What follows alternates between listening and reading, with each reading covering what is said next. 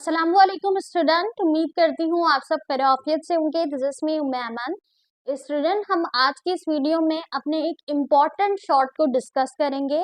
आज का जो हमारा चैप्टर है वो किंगडम एनिमल्स के ऊपर है, यानी किंगडम एनिमेलिया को हम डिस्कस करेंगे। ठीक है, इस चैप्टर को अच्छे से स्टूडेंट समझ तो लेते हैं लेकिन इसको याद नहीं रख पाते हैं। यानी किंगडम एनिमेलिया में जो जो फाइलम्स दिए गए हैं उन फाइलम्स के ऑर्गेनिजम्स के बारे में जो कैरेक्टरिस्टिक्स हैं या उनकी जो लेयर्स की डिफरेंसेस है उसको याद करने में अक्सर स्टूडेंट क्या करते हैं, मैच कर देते हैं और उसे सही से याद नहीं रख पाते।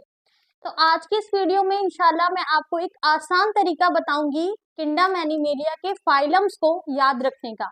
ठीक है, अगर आप ये वीडियो मुकम्मल देख लेंगे तो इंशाल्लाह मुझे उम्मीद है कि आप किंगडम एनिमेलिया के फाइलम्स को अच्छे से ना सिर्फ याद रख पाएंगे बल्कि उनसे आने वाले डिफरेंट एमसीक्यूज को भी अटेम्प्ट कर पाएंगे। ठीक है स्टूडेंट, तो वो आसान तरीका कौन सा है उसे डिस्कस करते हैं। स्टूडेंट, अगर हम बात करें एनिमल किंगडम की या किंगडम एनिमेलिया की, इस किंगडम का नाम है किंगडम एनिमेलिया, हम एनिमल किंगडम भी कहते हैं।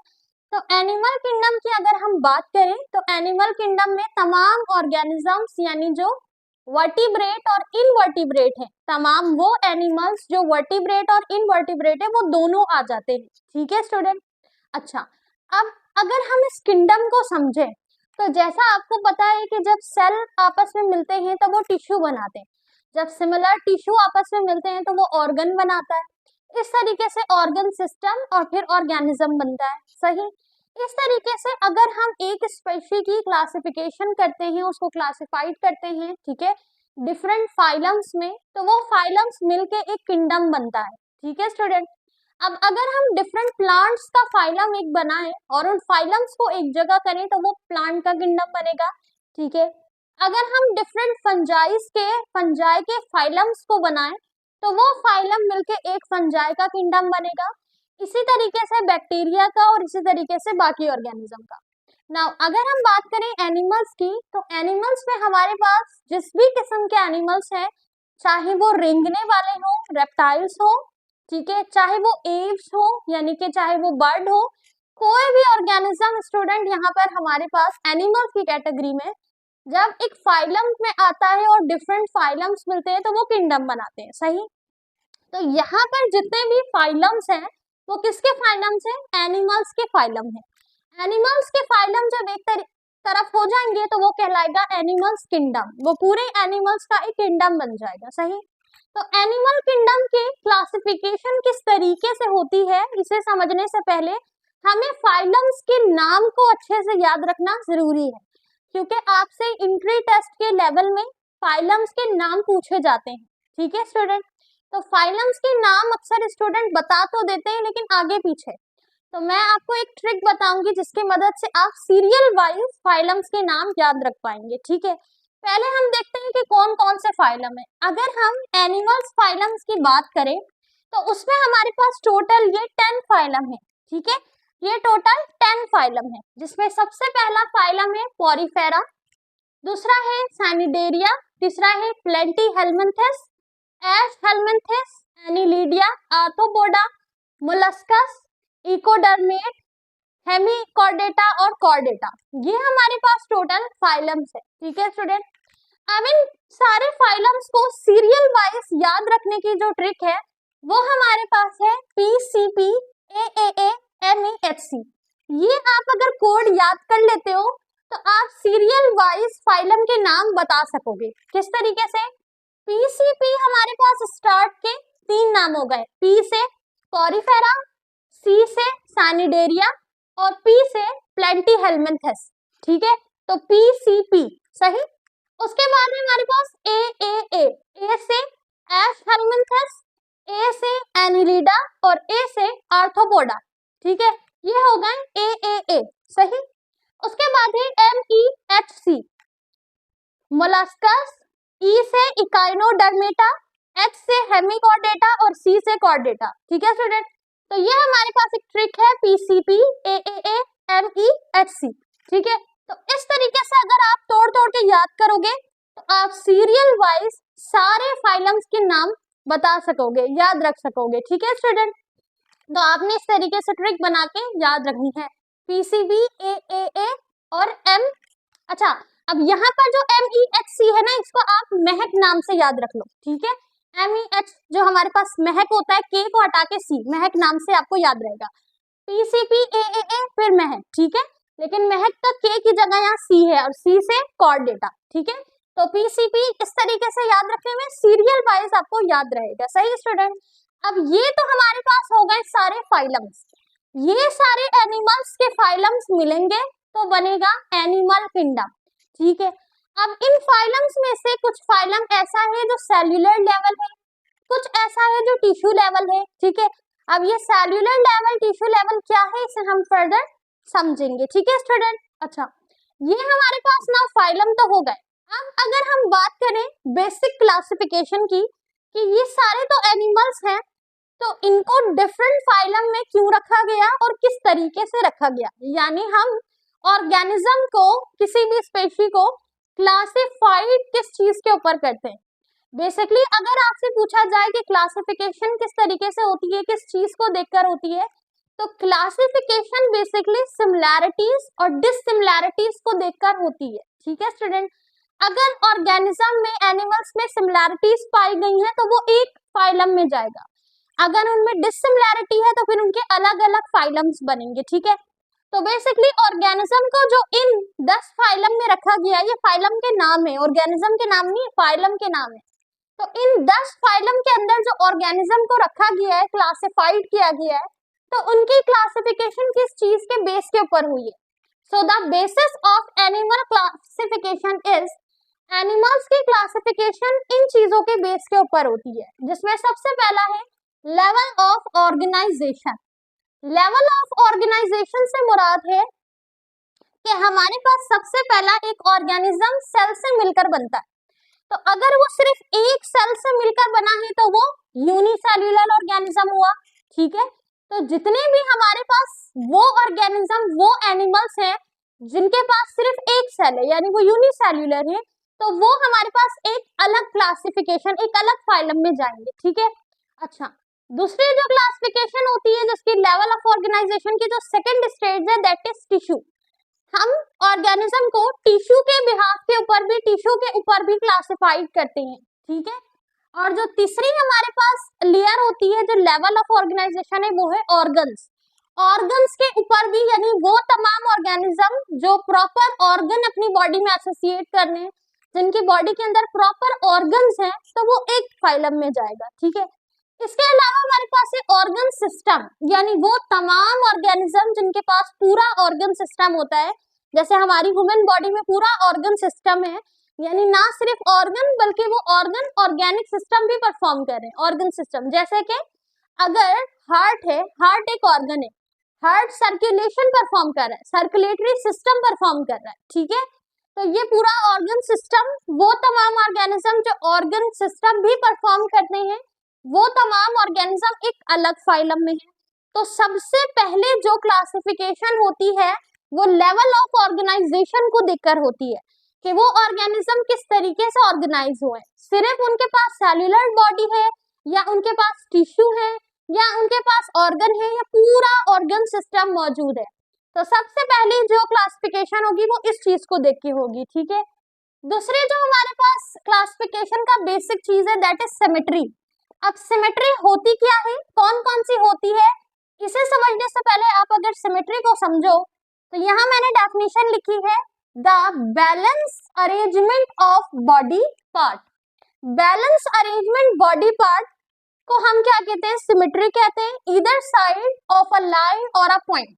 यानी कि अगर हम किसी ह्यूमन बॉडी की अगर एग्जांपल ले लेते हैं, अगर हम ह्यूमन बॉडी को इस तरीके से कट करेंगे सेंटर से, तो हमें बिल्कुल इक्वल इसके पार्ट्स मिलेंगे, बॉडी पार्ट, ठीक है। 2 आंख है, एक तरफ एक चली जाएगी, एक तरफ एक, इस तरह कान है, एक तरफ एक, एक तरफ हार्ट जो है, अच्छा हार्ट का पार्ट किस तरह होगा, हार्ट भी बिल्कुल इक्वल पार्ट में कटेगा। अगर हम हार्ट को दरमियान से डाइसेक्ट करेंगे तो बिल्कुल इक्वल कटेगा। हार्ट के 4 चैम्बर होते हैं, 2 एक साइड पे, 2 एक साइड पे हो जाएंगे, ठीक है।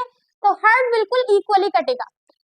तो हमारे पास बेसिकली सिमेट्री, जो हम बैलेंस अरेंजमेंट कर रहे हैं बॉडी पार्ट्स की, बॉडी की, तो वो हमारे पास कहलाता है सिमेट्री, ठीक है। अब सिमेट्री को देखते हुए यानी किसी ऑर्गेनिज्म को, किसी एनिमल्स को किस तरीके से कट किया जा सकता है, सिर्फ हम उसे दरमियान से कट कर सकते हैं जिसे लॉन्गिट्यूडनल कहते हैं, डायसेक्शन। तो उसे हम सिर्फ लॉन्गिट्यूडनल कट कर सकते हैं या दोनों तरफ से कट कर सकते हैं, ठीक है।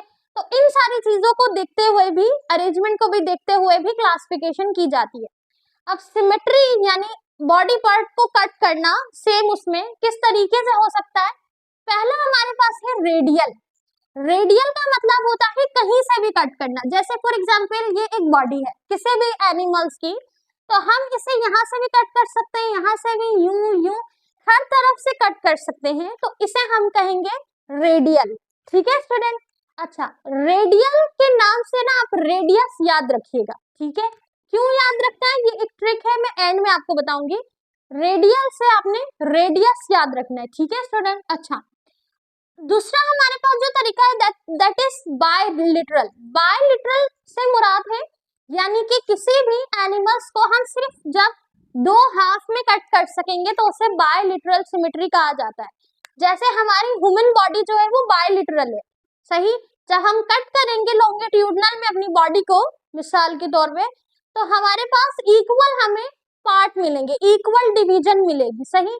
तो ये कहलाते हैं बायलिटरल, सही। तो कुछ ऑर्गेनिज्म बायलिटरल होते हैं यानी अगर उनकी बॉडी को कट किया जाए तो हमें इक्वल डिवीजन मिलती है, सही। इनको लॉन्गिट्यूडनल में कट किया जाता है, तो हो गया बायलिटरल सिमेट्री। तीसरी हमारे पास है दैट इज एसिमेट्रिक। एसिमेट्रिक से मुराद है कि एब्सेंट है, सही। एसिमेट्री से क्या मुराद है, एब्सेंट है, यानी कि इसमें आप कहीं से भी कट कर दो इक्वल नहीं मिलेगा, सही। इक्वल आपको पार्ट नहीं मिलेगा बॉडी का, दैट इज एसिमेट्रिक। और जिसमें हमें बिल्कुल इक्वल मिलेगा दैट इज बायलिटरल, और वो पार्ट जो आप कहीं से भी कट कर सकते हो दैट इज रेडियल, ठीक है स्टूडेंट। अच्छा, तो ये हो गया सिमेट्री। तो इस सिमेट्री को यानी बॉडी पार्ट के जो अरेंजमेंट है इनको भी देखते हुए क्लासिफिकेशन की जाती है। तीसरा जो तरीका है that is germ layer. Germ layer से क्या मुराद है, जर्म लेयर से मुराद है the primary layer of cell, यानी कि अगर हम सेल की लेयर देखें तो वो लेयर जो एम्ब्रियो के टाइम पे हुई थी अब वो डेवलप हो चुकी है into the organ and tissue of the body, ठीक है, उसे कहा जाता है जर्म लेयर। जैसे मिसाल के तौर पे एक एनिमल से एक स्पेशी है, उसकी बॉडी पर एक लेयर है यानी उसके सेल पे एक लेयर है। अब वो जो लेयर है, अब वो लेयर सिर्फ एम्ब्रियो के टाइम पे थी, यानी जब वो डेवलप नहीं हुआ था प्रॉपरली या मैच्योर नहीं हुआ था, तो उस टाइम पे एम्ब्रियो के टाइम पे वो लेयर मौजूद थी। अब जैसे जैसे वो एनिमल्स ग्रोथ कर रहा है, डेवलप हो रहा है, तो वो लेयर किसी टिश्यू की लेयर के ऊपर कन्वर्ट हो जा रही है या कोई ऑर्गन बन जा रहा है, अब वो उसी कंडीशन में नहीं रहा वो लेयर, ठीक है। तो ये कहलाता है जर्म लेयर, ठीक है स्टूडेंट। जर्म लेयर क्या होता है, जर्म लेयर हमारे पास वो लेयर है ऑर्गेनिज्म की, किसी भी एनिमल्स की, जो कि एम्ब्रियो के दौरान होती है। देन जैसे वो डेवलप्ड होता है ऑर्गेनिज्म, उसकी बॉडी डेवलप होती है, तो वो जो है किसी ऑर्गन में डेवलप हो जाता है या कोई टिश्यू लेयर बन जाती है, वो जर्म लेयर नहीं रहती, ठीक है। तो वो हमारे पास कहलाती है जर्म लेयर, सही। अब जर्म लेयर की बेसिकली 3 लेयर होती है, there are 3 layers of germ layer. Germ layer 3 layer होती है। एक लेयर होती है एक्टोडर्म, दूसरी लेयर होती है मीसोडर्म और तीसरी लेयर होती है एंडोडर्म। नाम आपने याद रखना है, सही। एमसीक्यूज में और क्वेश्चन में आपसे पूछा जा सकता है। तो बेसिकली जर्म लेयर को देखते हुए भी क्लासिफिकेशन होती है। जैसे कुछ ऑर्गेनिज्म, कुछ एनिमल्स ऐसे हैं जिनकी बॉडी में जर्म लेयर मौजूद नहीं है, तो उनका एक फाइलम बनेगा। कुछ ऑर्गेनिज्म एनिमल्स ऐसे हैं जिनकी बॉडी में जर्म लेयर है, ठीक है, तो उनका एक फाइलम बनेगा। कुछ ऑर्गेनिज्म ऐसे हैं, एनिमल्स ऐसे हैं जिनकी बॉडी में सिर्फ एक ही जर्म लेयर है, यानी 3 लेयर नहीं है, सिर्फ मीसोडर्म है, तो फिर उनका एक अलग फाइलम बनेगा, ठीक है स्टूडेंट। तो ये हमारे पास कहलाता है जर्म लेयर। इस जर्म लेयर को देखते हुए भी क्लासिफिकेशन होती है। तीसरी हमारे पास, चौथी हमारे पास जो क्लासिफिकेशन के लिए बेसिक है दैट इज सिलोम। अब सिलोम क्या होता है इसको समझते हैं। सिलोम बेसिकली एक फ्लूइड फिल्ड कैविटी है, ठीक है। अब ये फ्लूइड फिल्ड कैविटी कहाँ पर होती है, ये फ्लूइड फिल्ड कैविटी लिंक्ड होती है मीसोडर्म लेयर के साथ, ठीक है। मीसोडर्म लेयर एक जर्म लेयर है, सही। इसी लेयर के साथ लिंक्ड होती है सीलोम, जो कि एक फ्लूइड फिल्ड बॉडी कैविटी है। ठीक है, अब ये बॉडी कैविटी क्या करती है, क्यों मौजूद है, ये इसलिए मौजूद है, ये बेसिकली सपोर्ट कर रही होती है बॉडी को। ठीक है, ये बेसिकली मदद दे रही होती है मूवमेंट में, सही, तो इसीलिए ये मौजूद होती है। इसके साथ ही ये सीलोम मेसोडर्म लेयर के साथ लिंक्ड इसलिए भी होती है कि ये बॉडी के जो ऑर्गन है उनको स्पेस देती है, ताकि बॉडी के ऑर्गन भी मूव कर सके। ठीक है, स्पेस दे रही होती है। ठीक है स्टूडेंट, तो सीलोम, अब सीलोम उन तमाम ऑर्गेनिज्म में ऑफ कोर्स होगा जिसमें मेसोडर्म लेयर होगी, सही। अब सीलोम कौन कौन से होते हैं, सबसे पहला हमारे पास एसिलोमेट होता है, सही स्टूडेंट। एसिलोमेट क्या है ये भी हम फर्दर पढ़ेंगे। इसके अलावा हमारे पास सोडोफेट सिलोमेट भी होता है, यानी सूडियो जो कि फॉल्स है, जैसे आपने अमेबा में पढ़ा था ना, अमेबा के जो लेग्स होते हैं, पैर होते हैं, वो कैसे होते हैं, स्यूडोपोडिया होते हैं। स्यूडोपोडिया का मतलब फॉल्स, यानी इरेगुलर शेप के, तो यहाँ पर स्यूडोपोडिया सिलोमेट होते हैं। इस तरीके से थर्ड हमारे पास है सिलोमेट, एक हमारे पास है एसिलोमेट, एक हमारे पास है सोडियोसिलोमेट और एक हमारे पास है सिलोमेट। ठीक है स्टूडेंट, और सिलोम है क्या, सिलोम बेसिकली हमारे पास लेयर है, सिलोम हमारे पास बेसिकली बॉडी फिल्ड कैविटी है, फ्लूइड फिल्ड कैविटी है, जो कि लिंक्ड होती है मेसोडर्म के साथ, सही। अच्छा, इसके अलावा जो हमारे पास और मजीद दो तरीके हैं जिसकी मदद से क्लासिफिकेशन की जाती है, दैट इज सेगमेंटेशन। सेगमेंटेशन से क्या मुराद है, segmentation the division of an animal's body, किसी भी एनिमल्स की बॉडी की जो डिवीजन है, किस चीज के ऊपर, रिपीटेड सेक्शंस के ऊपर या सेगमेंट्स के ऊपर। जैसे मिसाल के तौर पे rings on an earthworms body, किसी भी एनिमल्स की बॉडी के अंदर कोई ऐसा स्ट्रक्चर, कोई ऐसा बॉडी का सेगमेंट या पार्ट जो कि रिपीटेड हो, ठीक है, जो कि रिपीटेड हो, उसे हम सेगमेंटेशन कहते हैं। जैसे अर्थवर्म के अंदर आपने देखा होगा, जो अर्थवर्म की लेयर होती है, अर्थवर्म एनिमल्स है, इस एनिमल्स के अंदर लेयर जो होती है ना, उसके अंदर रिंग नुमा स्ट्रक्चर होता है। अब वो रिंग नुमा स्ट्रक्चर जो है वो बार बार रिपीट होता है, एक ही स्ट्रक्चर, एक ही सेगमेंट बार बार रिपीट हुआ है, बना हुआ है। ठीक है, तो इसको देखते हुए किस एनिमल्स के ऊपर कितनी ज्यादा सेगमेंटेशन जो है वो मिलती जुलती है, इसके ऊपर भी क्लासिफिकेशन होती है। ठीक है, अच्छा, इसके अलावा हमारे पास है नोटोकॉर्ड। नोटोकॉर्ड क्या होता है, नोटोकॉर्ड में बेसिकली हमारे पास फ्लेक्सिबल रॉड लाइक स्ट्रक्चर, एक रॉड लाइक स्ट्रक्चर है, ठीक है, जो कि पाया जाता है इनटू एम्ब्रियो, यानी डेवलपमेंट स्टेज में पाया जाता है रॉड लाइक स्ट्रक्चर। लेकिन सम ऑफ एनिमल्स में, कुछ एनिमल्स में पाया जाता है सपोर्ट के लिए, एंड हेल्प इन मूवमेंट, जो कि मूवमेंट में मदद देता है, सही। अच्छा, ह्यूमन बॉडी के अंदर जो नोटोकॉर्ड है, यानी रॉड लाइक स्ट्रक्चर है, वो एम्ब्रियो स्टेज में पाया जाता है, यानी डेवलपमेंट की स्टेज में पाया जाता है। लेकिन जैसे जैसे ह्यूमन बॉडी बनती है, तो वो नोटोकॉर्ड यानी वो रॉड लाइक स्ट्रक्चर कन्वर्ट हो जाता है इनटू बैकबोन। ठीक है, टर्न हो जाता है इनटू बैकबोन। जैसे जैसे बॉडी ग्रो करेगी, तो वो रॉड लाइक स्ट्रक्चर बैकबोन, जो हमारी रीढ़ की हड्डी होती है, उसमें कन्वर्ट हो जाता है। ठीक है स्टूडेंट, तो ये कहलाता है नोटोकॉर्ड। अब नोटोकॉर्ड में ना हमारे पास या तो वो नॉन कॉर्डेटा होंगे या कॉर्डेट्स होंगे, यानी या तो मौजूद होंगे या फिर नहीं होंगे। ठीक है, और सेगमेंटेशन में या तो वो सेगमेंटेड होंगे या वो अनसेगमेंटेड होंगे, यानी ऐसे एनिमल्स जो कि सेगमेंटेड हैं, यानी उनकी बॉडी में कुछ रिपीटेड सेगमेंट या रिपीटेड बॉडी के पार्ट्स हैं। ठीक है, तो उनका एक फाइलम है, सही। और ऐसे ऑर्गेनिज्म जिनकी बॉडी में कोई सेगमेंटेशन नहीं है, कोई रिपीटेड जो है वो सेगमेंट या बॉडी पार्ट नहीं है, तो उनका एक अलग फाइलम है। और नोटोकॉर्ड यानी कि जो फ्लेक्सिबल रॉड थी, जो कि ह्यूमन बॉडी में आगे ग्रोथ करने के बाद, डेवलप होने के बाद, ह्यूमन बॉडी के कंप्लीट बन जाने के बाद वर्टिब्रेट कॉलम में जो है वो कन्वर्ट हो जाती है। तो अगर हम नोटोकॉर्ड की बात करें, तो कुछ ऑर्गेनिज्म में नॉन कॉर्डेट्स होता है और कुछ ऑर्गेनिज्म में कॉर्डेट्स होता है। ठीक है स्टूडेंट, तो ये बेसिकली कुछ चीजें थी जिनके बिहाफ के ऊपर क्लासिफिकेशन की जाती है। ठीक है स्टूडेंट, तो आपको समझ आ गया सिमेट्री क्या होता है, जर्म लेयर क्या होता है, सिलोम क्या होता है, सेगमेंटेशन क्या होता है और नोटोकॉर्ड क्या होता है।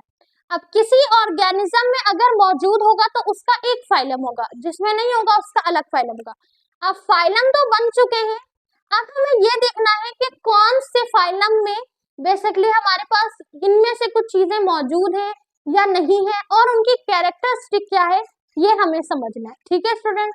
अच्छा, अब सबसे पहले अगर हम जो बेसिक लेवल ऑफ ऑर्गेनाइजेशन है उसकी बात करें, तो इन तमाम फाइलम में स्टूडेंट जो हमारे पास पॉरीफेरा है, porifera is a cellular level of organisation, यानी पॉरीफेरा के अंदर जितने भी ऑर्गेनिज्म, जितने भी एनिमल्स होंगे, वो तमाम वो एनिमल्स होंगे जो सेल्यूलर लेवल के हैं। ठीक है, यानी उनके पास सिर्फ सेल मौजूद है। सही है, तो जितने भी एनिमल्स जिनके पास सेल्यूलर लेवल है, सेल है, वो किसमें आएंगे, पॉरीफेरा में, यानी यूनिसेल्यूलर। ठीक है, इसके अलावा स्टूडेंट जो हमारे पास साइनिडेरिया है, साइनिडेरिया में वो तमाम एनिमल्स आएंगे जिनके पास टिश्यू लेवल ऑफ ऑर्गेनाइजेशन है, यानी जिनकी बॉडी में टिश्यू मौजूद है, वो हमारे पास साइनिडेरिया में आएंगे। ठीक है, इसके अलावा प्लेटीहेल्मिन्थस, प्लेटीहेल्मिन्थस वो तमाम ऑर्गेनिज्म जिनकी बॉडी में ऑर्गन लेवल ऑफ ऑर्गेनाइजेशन है, यानी उनके बॉडी में कुछ ऑर्गन एसोसिएट है। इसके अलावा स्टूडेंट एश हेल्मिन्थस से लेके कॉर्डेटा तक, ये तमाम वो फाइलम है, इनके अंदर जितने भी ऑर्गेनिज्म एनिमल्स मौजूद है वो सारे ऑर्गन सिस्टम वाले हैं।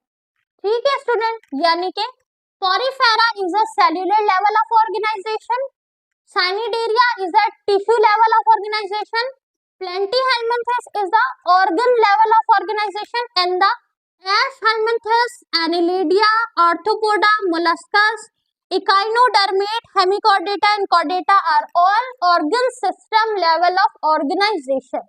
Okay, is that clear? I think ये इतना इनफ होगा ताकि ये आपको अच्छे से समझ आ जाए। मैं आपको ये हाईली रिकमेंड करूंगी कि आप इसको ना नोट्स जरूर बनाना, ठीक है, ताकि ये सारे आपको फाइलम याद रखने में, समझने में आसानी मिले। ठीक है, अभी हमने सिर्फ लेवल ऑफ ऑर्गेनाइजेशन को देखा है कि कौन सा ऑर्गेनिज्म किस लेवल ऑफ ऑर्गेनाइजेशन का है। ठीक है, तो अगर आपसे एमसीक्यूज में पूछा जाए कि ऐसा ऑर्गेनिज्म या ऐसा एनिमल्स है जो कि सेल्यूलर लेवल ऑफ ऑर्गेनाइजेशन रखता है, तो वो कौन से फाइलम में जाएगा, पॉरीफेरा में। ठीक है, ऐसा ऑर्गेनिज्म है जो कि ऑर्गन सिस्टम ऑफ ऑर्गेनाइजेशन रखता है, तो वो किस में जाएगा, या तो वो एशहेल्मिन्थस में जा सकता है, एनिलिडिया में, या वो एकाइनोडर्म, इनमें से किसी में जा सकता है। ठीक है, अगर आपको एमसीक्यूज में ऑप्शन मिलता है पॉरीफेरा, साइनिडेरिया एंड ऑर्थोपोडा, तो करेक्ट आंसर क्या होगा, ऑर्थोपोडा, क्योंकि हम ऑर्गन सिस्टम का पूछ रहे हैं कि ऑर्गन सिस्टम कौन से फाइलम में होता है, ऑर्थोपोडा में। ठीक है, साइनिडेरिया टिश्यू लेवल है, पॉरीफेरा सेल्यूलर लेवल है। ठीक है, तो ये आपने याद रखना है। नाउ स्टूडेंट, अब हम बात करते हैं द सेकंड बेसिक क्लासिफिकेशन के ऊपर कि हमारे पास जितने भी एनिमल्स मौजूद हैं, जितने भी डिफरेंट फाइलम्स मौजूद हैं, उनके अंदर मौजूद एनिमल्स की, ऑर्गेनिज्म की जो क्लासिफिकेशन की जाती है वो सिमेट्री के ऊपर भी की जाती है। ठीक है, जिसमें हमने डिस्कस किया था रेडियल सिमेट्री, एसिमेट्रिक, और साथ ही हमने डिस्कस किया था बायलिटरल सिमेट्रिक के बारे में। ठीक है, तो अब हम देखते हैं कौन कौन से ऑर्गेनिज्म हैं जो कि रेडियल है, कौन से ऑर्गेनिज्म बायलिटरल हैं और कौन से एसिमेट्रिक हैं। ठीक है, तो सबसे पहले अगर हम बात करें रेडियल सिमेट्रिक के student, any longitudinal plane passing through the central axis of the body, यानी कि वो तमाम ऑर्गेनिज्म, वो तमाम एनिमल्स जिनकी बॉडी में हमें लॉन्गिट्यूडनल एक्सिस में पार्ट्स मिले। ठीक है, यानी कि body divides the organism into two identical, तमाम वो ऑर्गेनिज्म जिनकी बॉडी दो आइडेंटिकल्स में डिवाइड हो, वो बेसिकली कहलाते हैं रेडियल सिमेट्री। ठीक है स्टूडेंट, यानी कि मैंने आपको एग्जांपल में दी थी, जैसे एक बॉडी है, अब आप इसे कहीं से भी कट करो तो आपको दो लॉन्गिट्यूडनल जो है, दो आइडेंटिकल पार्ट्स मिलेंगे। ठीक है, दो आइडेंटिकल पार्ट्स आपको बॉडी के मिलेंगे, तो उसे हम कहते हैं रेडियल सिमेट्री। अब ये रेडियल सिमेट्री जो है ये ज्यादातर पाए जाते हैं सिसाइल ऑर्गेनिजम्स में। सिसाइल ऑर्गेनिज्म वो ऑर्गेनिज्म होते हैं जो बिल्कुल स्लो मूविंग होते हैं, यानी बिल्कुल आहिस्ता आहिस्ता मूव करते हैं। अब ये जितने भी सेसाइल ऑर्गेनिज्म है इनकी बॉडी में ये रेडियल सिमेट्री इसलिए पाई जाती है क्योंकि ये हेल्प करती है in function of senses in all direction. ठीक है, अब इनकी जो बॉडी की सिमेट्री है, यानी जो बॉडी की पार्टीशन है, बॉडी का जो हिस्सा है, सिमेट्री है, ये सिमेट्री इस तरीके से इसलिए होती है ताकि जो सेसाइल ऑर्गेनिज्म है, चूंकि वो स्लो मूव करते हैं, तो अपने शिकार को ढूंढने के लिए या उसकी डायरेक्शन तक पहुंचने के लिए, मूवमेंट के लिए इन्हें हेल्प मिलती है। ठीक है, तो इनकी बॉडी जो होती है वो रेडियल सिमेट्री होती है। अब अगर इनके बॉडी को कट करके देखा जाए तो आप कहीं से भी कट कर लो, आपको दो आइडेंटिकल पार्ट मिलेंगे। ठीक है स्टूडेंट। अच्छा, इसके अलावा सेकेंड हमारे पास है bilateral symmetry, only one longitudinal plane. इसमें आपको सिर्फ एक लॉन्गिट्यूडनल मिलेगा, यानी आप ऑर्गेनिज्म को सेंटर से या कहीं से भी कट करो तो आपको एक लॉन्गिट्यूडनल मिलेगा। ठीक है, पास थ्रू द सेंटर, जो कि सेंटर से होगा। सही। Body divide the organism into identical right and left. अब इसकी जो हम आइडेंटिकल्स देखेंगे, एक लॉन्गिट्यूडनल कट देखेंगे, उसमें आपको राइट और लेफ्ट में कंप्लीट बॉडी ऑर्गन्स और बॉडी पार्ट्स मिलेंगे बायलिटरल में। बाय का मतलब होता है स्टूडेंट टू। ठीक है, अब जैसे ह्यूमन बॉडी है ये बायलिटरल है। ठीक है, मैंने पहले भी बताया बायलिटरल है। अब अगर हम अपनी बॉडी को लॉन्गिट्यूडनल में कट करेंगे तो हमें इक्वल डिवीजन मिलेगी, चाहे वो कोई भी ऑर्गन्स हो उसकी भी इक्वल मिलेगी। ठीक है, लंग्स पेयर में मौजूद है, तो लेफ्ट साइड में एक है, राइट साइड में एक है। हार्ट पेयर में है, यानी हार्ट की जो ब्रांचेस है या हार्ट का जो स्ट्रक्चर है उसको अगर हम लॉन्गिट्यूडनल में कट करें तो एक साइड हाफ पार्ट, एक साइड हाफ पार्ट जाएगा, तो कंप्लीट डिवीजन होगी, इक्वल डिवीजन होगी। ठीक है, तो एक ही लॉन्गिट्यूडनल सेक्शन में कट करने से हमें दो इक्वल पार्ट्स मिल रहे हैं। ठीक है, तो ये कहलाता है बायलिटरल सिमेट्री। ये पाए जाते हैं इन मोटाइल ऑर्गेनिज्म में। मोटाइल यानी मूवमेंट, प्रॉपर मूवमेंट करने वाले ऑर्गेनिज्म में। तो हमारी बॉडी भी कैसी है, मोटाइल है, हम इजिली मूव कर पाते हैं, मूव करते हैं। हम सिसाइल नहीं है। सिसाइल और मोटाइल में फर्क है। सिसाइल वो तमाम ऑर्गेनिज्म है जो आहिस्ता आहिस्ता मूव करते हैं। ठीक है, और उनकी बॉडी रेडियल होती है क्योंकि वो उन्हें हर डायरेक्शन में मूव करने में मदद देती है। और बाकी जो ऑर्गेनिज्म होते हैं जो बायलिटरल होते हैं उनकी बॉडी मोटाइल होती है, वो तेजी से मूव कर सकते हैं। ठीक है, मोटाइल मूवमेंट। अच्छा, इसके अलावा जो थर्ड हमारे पास सिमेट्री है दैट इज एसिमेट्री, यानी एनी प्लेन पासिंग थ्रू। इसको आप कहीं से भी काट लो, the centre does not divided the organism into two equal. इसमें आपको इक्वल पार्टीशन नहीं मिलेगा।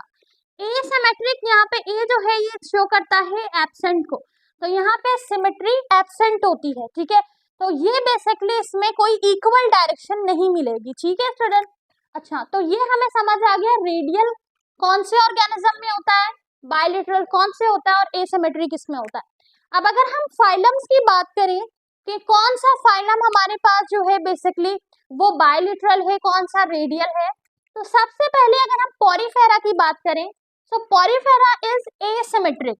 ठीक है, पॉरीफेरा जो होते हैं वो एसिमेट्रिक होते हैं, सेल्यूलर लेवल ऑफ ऑर्गेनाइजेशन, और एसिमेट्रिक यानी इसमें बेसिकली सिमेट्री एब्सेंट होती है। ठीक है, पॉरीफेरा को आप कहीं से भी कट कर लो। पॉरीफेरा से मुराद के पॉरीफेरा फाइलम में मौजूद जितने भी ऑर्गेनिजम्स हैं, यूनिसेल्युलर ऑर्गेनिज्म, वो एसिमेट्रिक है, उन्हें आप कहीं से भी कट कर लो, इक्वल डिविजन्स आपको नहीं मिलेगी। ठीक है। अच्छा, सेकंड हमारे पास है साइनिडेरिया। साइनिडेरिया रेडिकल सिमेट्रिक है। ठीक है, रेडिकल सिमेट्रिक यानी ये सिसाइल है। इस फाइलम में सिसाइल ऑर्गेनिज्म है जिनकी बॉडी को अगर हम कट करें कहीं से भी तो हमें बेसिकली जो सेंसस है ऑल डायरेक्शन में मिल जाएंगे। सही। इसके अलावा प्लेंटीहेल्मिन्थिस, एशहेल्मिन्थिस, एनेलिडा, आर्थ्रोपोडा, मोलस्का और हेमिकॉर्डेटा, एनकॉर्डेटा, ये सारे जो है वो बायलिटरल सिमेट्रिक है यानी मोटाइल ऑर्गेनिज्म। ये तमाम जो फाइलम है स्टूडेंट ये मोटाइल ऑर्गेनिज्म है और ये बायलिटरल है। ठीक है, यानी कि ये आपको इक्वल हाफ्स में मिलेंगे। ठीक है स्टूडेंट। अच्छा, अब यहाँ पर हमारे पास एक और फाइलम है, नंबर 8 फाइलम जो है इकाइनोडर्मेट। इकाइनोडर्मेटा में बेसिकली यहाँ पर एक छोटी सी कंडीशन है जो आपको याद रखनी है। इकाइनोडर्मेटा जो हमारे पास फाइलम है इसके ऑर्गेनिज्म बायलिटरल होते हैं लेकिन लार्वा स्टेज में, ठीक है, लार्वा स्टेज कौन सी स्टेज है? लार्वा स्टेज जब प्रॉपरली पूरी बॉडी पूरा ऑर्गेनिज्म डेवलप नहीं होता, एम्ब्रियो स्टेज से भी जो बिल्कुल स्टार्टिंग स्टेज है लार्वा स्टेज, तो उस डेवलपमेंटल स्टेज में, लार्वा स्टेज में इनकी बॉडी बायलिटरल होती है, इक्वली डिवाइडेड, ठीक है। लेकिन जैसे जैसे ये मजीद डेवलप होते हैं, अडल्ट की तरफ जाते हैं, तो इनका जो सिमेट्री है वो रेडियल हो जाता है, यानी सेसाइल ऑर्गेनिज्म बन जाते हैं, ठीक है। यानी ऑर्गेनिज्म की डेवलपमेंट स्टेज में बहुत सी चेंजेस आती है, सही। तो जब ये हमारे पास इकाइनोडर्मेटा के ऑर्गेनिज्म जो हैं, एनिमल्स जो हैं, जब ये लार्वा स्टेज में होते हैं, तो इनकी जो बॉडी है, इनका जो बॉडी का सिमेट्री है वो कैसा होगा? बायलिटरल, सही। और जैसे जैसे वो ऑर्गेनिज्म डेवलप्ड होंगे, अडल्ट होंगे, तो उनका जो बेसिकली जो उनकी बॉडी का सिमेट्री है वो रेडियल सिमेट्री हो जाएगा, सही। अच्छा, स्टार्ट में मैंने आपको कहा था कि रेडियल से रेडियस का वर्ड याद रखिएगा, ठीक है। तो इसको याद रखने की क्या ट्रिक है? बेसिकली रेडियल से निकला है रेडियस, मिलता जुलता है रेडियस। हम रेडियस किससे निकालते हैं? सर्कल से निकालते हैं, ऐसा ही है। अब सर्कल हम ज्यादातर एग्जाम में बनाते हैं, तो ये आपको ट्रिक बता रही हूँ याद रखने की। C फॉर सर्कल और E फॉर एग्जाम। तो हम सर्कल बनाते हैं तो हमें क्या मिलता है? रेडियस मिलता है। रेडियस निकाल सकते हैं, आइडेंटिफाई कर सकते हैं, और अक्सर ये एग्जाम में बनाया जाता है। तो आपको ऐसे याद रखने को आसानी होगी, C से साइनिडेरिया, E से इकाइनोडर्मेटा, सही। ये दोनों है रेडियल, पॉरीफेरा है एसिमेट्रिक, बाकी जितने हैं दैट इज बायलिटरल सिमेट्रिक, ठीक है। अब रट्टा लगाने की जरूरत नहीं पड़ेगी आपको, ये छोटी सी ट्रिक है, आसान ट्रिक है कि अक्सर आपसे एमसीक्यूज में पूछा जाता है कि कौन से ऑर्गेनिज्म की सिमेट्री रेडियल है, कौन से ऑर्गेनिज्म की बायलिटरल है। तो बस आपने C और E याद रखना है, ठीक है। यानी सर्कल, रेडियस हम सर्कल से निकालते हैं, और अक्सर एग्जाम में हमें रेडियस पूछा जाता है। तो C फॉर साइनिडेरिया, ठीक है, ये रेडियल होता है, और E फॉर इकाइनोडर्मेटा।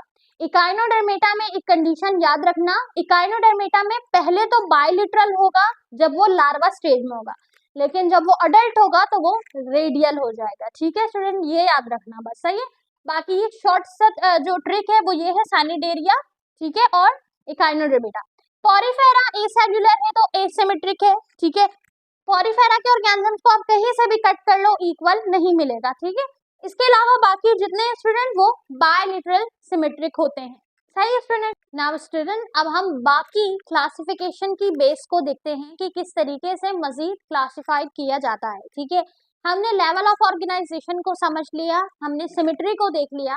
अब अगर हम बात करें स्टूडेंट इनके जर्म्स लेयर की, इनके स्लोम की, और इनकी सेगमेंटेशन की, कि कौन से फाइलम में सेगमेंटेशन होती है, कौन से फाइलम ऐसे हैं जिनमें सेगमेंटेशन नहीं होती। जर्म लेयर्स हमारे पास दो तरीके के होते हैं, एक होते हैं डिप्लोप्लास्टिक और एक होते हैं ट्रिप्लोप्लास्टिक, ठीक है।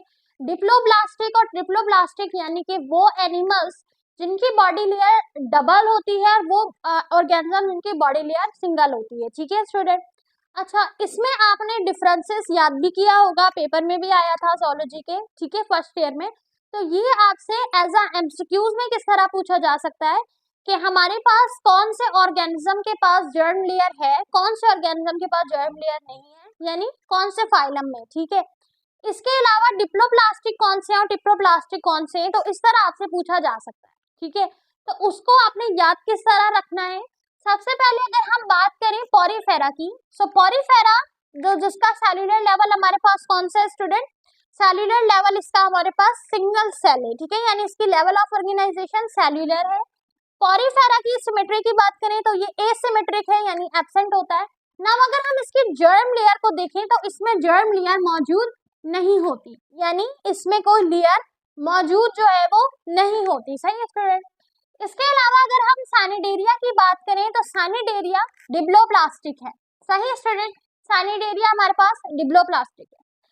इसके अलावा जितने भी हमारे पास फाइलम है जैसे कि platyhelminthes, aschelminthes, annelida, arthropoda, mollusca, echinodermata, hemichordata and chordata, they all are triploblastic, ये तमाम टिप्रोप्लास्टिक होते हैं, ठीक है। ट्रिप्लोप्लास्टिक तो ऑर्गेनिज्म होते हैं, लेकिन इनकी जो स्लोम है उसमें भी डिफरेंसेस हैं, ठीक है।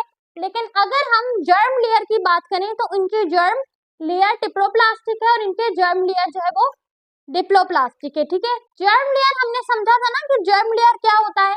जर्म लेयर वो लेयर होती है हमारे पास बेसिकली पार्ट होता है बॉडी का जो एम्ब्रियो स्टेज में मौजूद होता है, डेवलपमेंटल स्टेज में मौजूद होता है, लेकिन जैसे ही बॉडी डेवलप करती है तो फिर ये क्या होते हैं, किसी टिश्यू में या किसी बॉडी के सेगमेंट में क्या होते हैं, ऑर्गन में क्या होते हैं, कन्वर्ट हो जाते हैं। ठीक है, तो जर्म लेयर हमारे पास डिप्लोप्लास्टिक सैनिडेरिया में, पॉरीफेरा में कोई जर्म लेयर नहीं होता, यानी पॉरीफेरा का जो बॉडी होता है स्ट्रक्चर वो ऐसा ही रहता है एंड तक। सही। नाउ अगर हम बात करें इनके स्लोम की तो हमारे पास जो स्टार्टिंग के ये तीन है, जैसे पॉरीफेरा, सैनिडेरिया और प्लेंटीहेल्मिन्थिस, ये सारे एस्लोमेट होते हैं। एस्लोमेट यानी इनकी बॉडी में कोई कैविटी मौजूद नहीं होती, no body cavity are present in porifera, cnidaria and platyhelminthes. ठीक है, इनकी बॉडी में कोई फ्लूइड मौजूद नहीं होता। ठीक है, फ्लूइड कौन सा, जो कि बॉडी को मूवमेंट में, स्पेस देने में, ऑर्गन की मूवमेंट में मदद कर रहे होते हैं। ये फ्लूइड अटैच होते हैं मीसोडर्म के साथ। ठीक है स्टूडेंट, तो ये फ्लूइड इन तीनों फाइलम में मौजूद नहीं होते। ना अगर हम बात करें एशहेल्मिन्थिस की तो एशहेल्मिन्थिस में ये कैविटी मौजूद तो होती है लेकिन ये ट्रू कैविटी मौजूद नहीं होती, यानी यहाँ पर जो स्लोम मौजूद है वो हमारे पास सूडोस्लोम होते हैं। सूडोस्लोम को फॉल्स स्लोम भी कहा जाता है, क्योंकि आपको पता है सूडो का मतलब होता है फॉल्स। ठीक है, तो सूडोस्लोम बेसिकली एशहेल्मिन्थिस में है, यानी कि ये मीसोडर्म के साथ तो लिंक नहीं होते हैं बल्कि ये एक्टोडर्म और इंडोडर्म के दरमियान लिंक्ड होते हैं कैविटी। ठीक है स्टूडेंट, तो इसे हम कहते हैं सूडोस्लोम।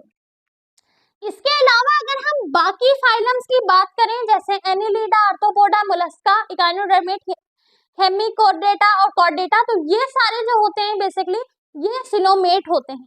सिलोमेट से मुराद है ट्रू स्लोम, इसे ट्रू स्लोम भी कहा जाता है, यानी body cavity link by mesoderm, direct mesoderm के साथ बॉडी कैविटी लिंक्ड होती है, तो इसे हम सिलोमेट कहते हैं। ठीक है स्टूडेंट। अच्छा, अब स्टूडेंट लास्ट हमारे पास जो है वो है सेगमेंटेशन। अगर हम सेगमेंटेशन की बात करें तो इन तमाम फाइलम में से सिर्फ 3 फाइलम ऐसे हैं जिनकी बॉडी सेगमेंटेड होती है, यानी वो सेगमेंटेशन कर रही होती है, अपनी बॉडी पार्ट को कट कर रही होती है इक्वली। ठीक है स्टूडेंट, लेकिन उसके अलावा बाकी जितने हैं वो नहीं कर रहे होते। अब वो 3 कौन से हैं हमारे पास, आर्थ्रोपोडा एंड एनिलिडा, ये बेसिकली वो फाइलम है जो कि सेगमेंटेड होते हैं, और इसके अलावा फाइलम कॉर्डेटा ये भी सेगमेंटेड होता है। ठीक है, तो इन तीनों के नाम आपको याद रखने। सही।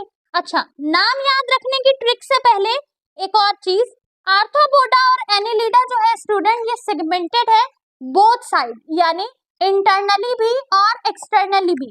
अगर हम आर्थ्रोपोडा और एनिलिडा के फाइलम्स को देखें तो इनमें मौजूद एनिमल्स और ऑर्गेनिज्म जो है वो इंटरनली और एक्सटर्नली दोनों तरीके से अपनी बॉडी को सेगमेंटेशन कर सकती हैं। ठीक है, यानी उनकी बॉडी एक्सटर्नली बाहर से भी इक्वल पार्ट्स में कट हो सकती है और उनकी बॉडी जो है ना वो क्या कर सकती है, इंटरनली भी कट होती है। ठीक है, सेगमेंटेड यानी रिपीटेड।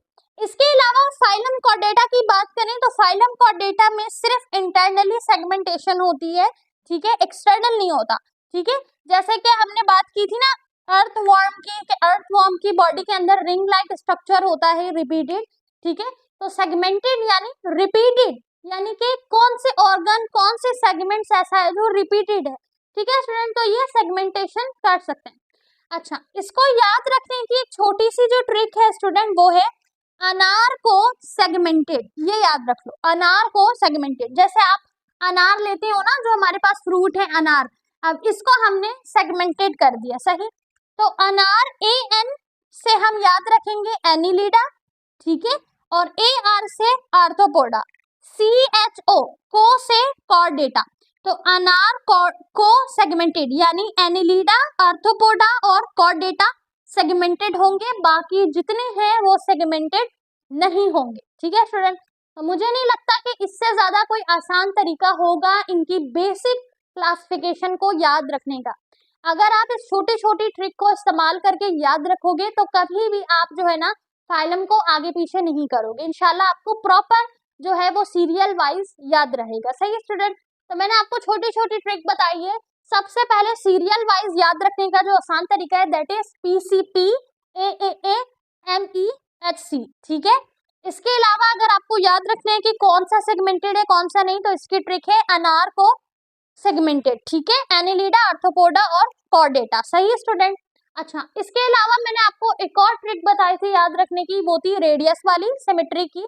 तो रेडियस हम अक्सर सर्कल से निकालते हैं, तो साइनिडेरिया, ठीक है, और इकाइनोडर्मेटा। इकाइनोडर्मेटा लार्वा स्टेज में बायलेटरल होता है, अडल्ट होता है तो वो रेडियल सिमेट्री हो जाता है, ठीक है स्टूडेंट।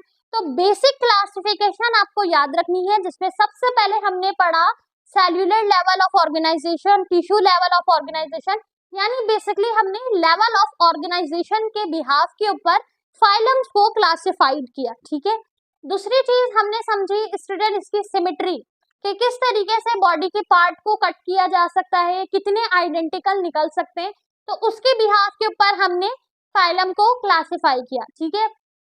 तीसरी जो चीज थी स्टूडेंट वो हमारे पास हो गई जर्म लेयर। जर्म लेयर में हमारे पास एक ट्रिप्लोप्लास्टिक और एक डिप्लोप्लास्टिक होता है, तो उसके ऊपर हमने क्लासिफाई किया फाइलम्स को, ठीक है स्टूडेंट।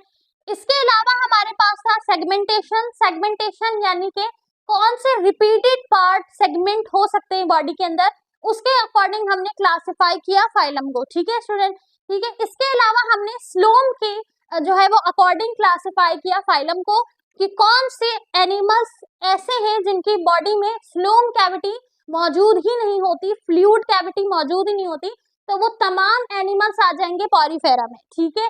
सानिडेरिया में भी हो सकते हैं और प्लेंटीहेल्मिन्थिस में, क्योंकि ये तीनों एस्लोमेट है। सही।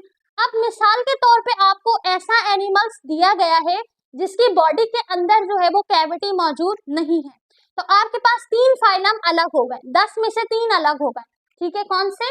पॉरीफेरा, सानिडेरिया, प्लेंटीहेल्मिन्थिस, ठीक है। अब हमें मजीद कंफर्म करना है कि इन तीनों में से वो कौन से में जाएगा, तो आप उसका लेवल ऑफ ऑर्गेनाइजेशन देख लो, कि अगर वो सिर्फ सेल्यूलर लेवल है तो डायरेक्ट पॉरीफेरा में, ठीक है, टिश्यू है तो सानिडेरिया में, ठीक है, ऑर्गन है तो प्लेंटीहेल्मिन्थिस में। सही स्टूडेंट, तो इस तरीके से हम एनिमल्स को अलग अलग फाइलम में क्लासिफाइड करते हैं, ठीक है स्टूडेंट। आई होप कि आपको ये वीडियो लेक्चर आसानी से समझ आ गया हो। कोशिश कीजिएगा लास्ट में एक चार्ट बनाइएगा और उस चार्ट के अंदर सारी चीजें आपने एक साथ लिखनी है, ठीक है। यानी एक बड़े पेज में चार्ट बनाएंगे आप, ये सारे फाइलम के नाम लिखिएगा और इनके आगे आपने कॉलम बनाना है। एक कॉलम में आपने क्या रखना है, उसके जो है वो क्लासिफिकेशन की बेसिस, यानी कि सेगमेंटेशन रख लेना है। नोटोकॉर्ड, नोटोकॉर्ड जो होता है बेसिकली मैंने आपको बता दिया कि वो वर्टिब्रेट बन जाएगा, ठीक है, ह्यूमन बॉडी में जैसे वर्टिब्रेट बन जाता है, रॉड लाइक स्ट्रक्चर होता है, देन उसके बाद वो वर्टिब्रेट बन जाता है, ठीक है स्टूडेंट। तो ये कुछ कुछ फाइलम्स में मौजूद होगा, कुछ कुछ में नहीं होगा। सही है स्टूडेंट। वेल, जो बेसिक क्लासिफिकेशन थी हमने उसको डिस्कस कर लिया, ठीक है। कोई सवाल आपके जहन में आ रहा हो तो कमेंट में जरूर पूछिएगा। इंशाल्लाह हम नेक्स्ट लेक्चर से अपने सेकेंड ईयर यानी FSC पार्ट 2 के लेक्चर्स को, चैप्टर्स को कंडक्ट करेंगे। Take care of yourself. अल्लाह हाफिज।